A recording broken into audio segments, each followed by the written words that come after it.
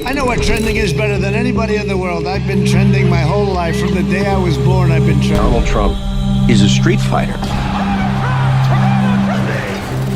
Aytadilar, Tramp Amerikaning tarixidagi prezidentlarga o'xshamaydi, u tashqaridan masxarabozga o'xshaydi.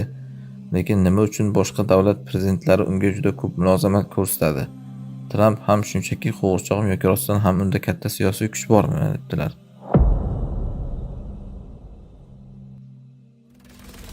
Birinchidan, Trampda jur'at bor. Garchi kofir bo'lsa-da, shu jur'at odamni haybatlik qiladi. Ya'ni masalan o'z aytganingizdek masxarabozligi bo'lsa-da, lekin bir aqliga kelib qolgan narsalarni u o'sha bajaradi. Hatto o'sha protokoldan chiqib ketib bo'lsa ham, belgilangan qonun qoida tartiblardan o'zini jur'ati bilan o'zicha o'sha bir o'rnida keskin, tez qaror qabul qilaveradi. Mana shu narsa kerak aslida boshqaruvchi odamga. Yana aytayapman, bu odamni maqtamayapmiz, bizga nima u?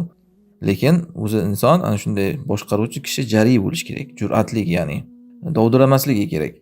Va xususan o'sha xasmlarini oldida, ya'ni raqiblarini, o'zining tengxo'rlarini oldida, mana shu boshqa prezidentlarning oldida qaltirab dovdiramay, ko'pincha shuning uchun ko'rasiz, hammasini qo'lini qisib tortib, hammasiga tegishli qilib, mana shunaqa qilaveradi. O'sha narsa uni o'sha narigi tomondagi kishiga mana shunaqangi qaltirab nima qilayotganini bilmay o'zini yo'qotib qo'yishiga olib keladi.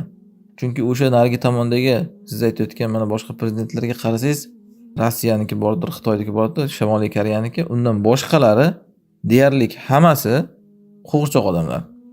Bordir yana bir ikkita kim bo'lsa ham, lekin aksari davlatlarning prezidentlari demoqchiman, qo'g'irchoq odamlar.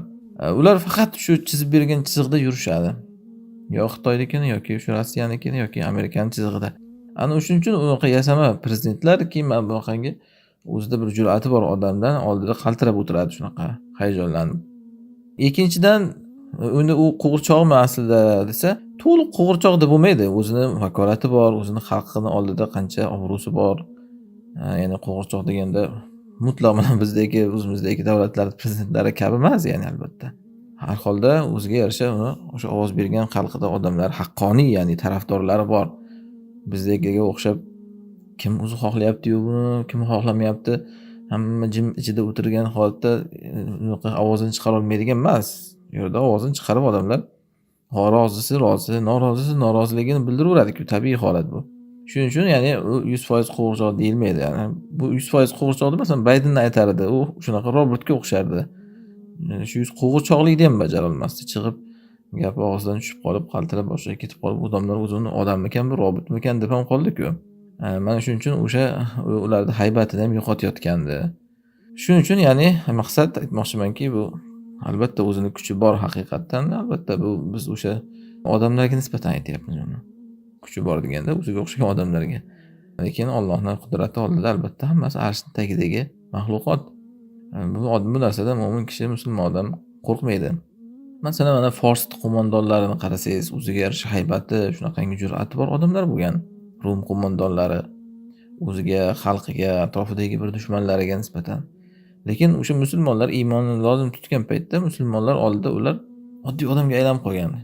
Ular gapini topolmay qolgan. Hiroqil oddiy bir elchi borganda Rasululloh sollallohu alayhi vasallamdan tan bergan elchiga Rasulullohning vasflariga Abu Sufyon o'sha yerda sifatlab berganda va boshqa mana Rustam Umar radhiyallohu anhu oldiga olib kelingan paytda Kisro qo'mondonlari. Bular garchi o'zlarida shunaqa katta bir dahodek odamlar bo'lsa-da, lekin haqqoniy musulmonlarning oldida tan bergan. Hozir ham hatto ko'rasiz, masalan, mana shunaqangi hamma davlatlarga dag'dag'a qilayotgan shu Tramp boshqalar ham sal bo'lsa ham iymonni lozim tutgan musulmonlar oldida o'shanaqa bilgan ishni qilavermaydi. Masalan, mana qarang, mana Tolibon bilan uchrashgan, muzokaralar qilganda yoki mana qadimda tarixda kasetalarda yozib qolingan chechenlar, ruslar prezidentlari bilan uchrashganda, haqqoniy mujohid chechenlar unaqa bema'ni qiliqlarni qilaverishmagan. Ya'ni shuning uchun aytmoqchimanki, bular kimga, haligi Alloh shayton haqida aytgan-ku.